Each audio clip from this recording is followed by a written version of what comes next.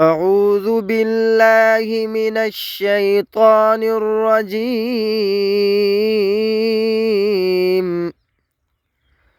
بسم الله الرحمن الرحيم.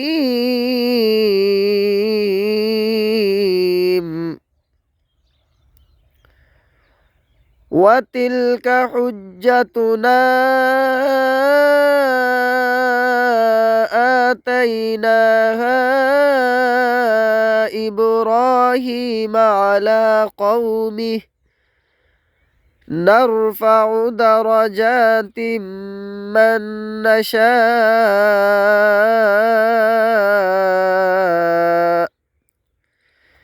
إن ربك حكيم عليم.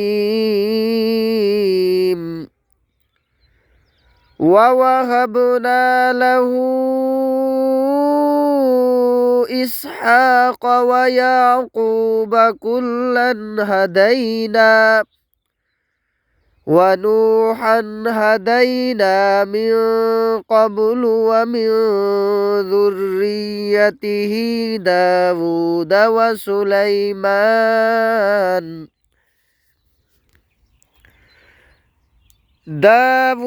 وسليمان وأيوب ويوسف وموسى وهارون وكذلك نجزي المحسنين.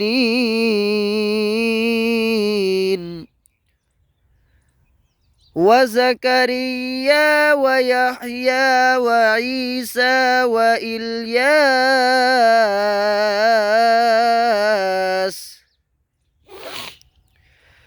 كل من الصالحين وإسماعيل واليسع ويونس ولوطا وكلا فضلنا على العالمين.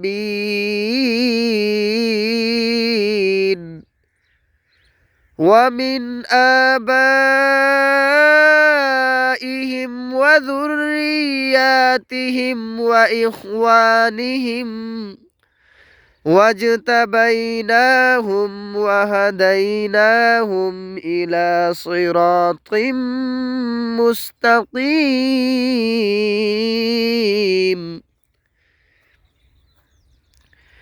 ذلك هدى الله يهدي به من يشاء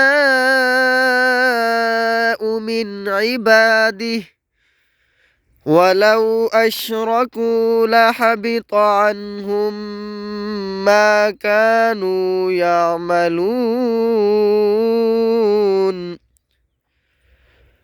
أولئك الذين آتيناهم الكتاب والحكم والنبوة فإن يكفر بها هؤلاء فقد وكلنا بها قوما ليسوا بها بكافرين. أولئك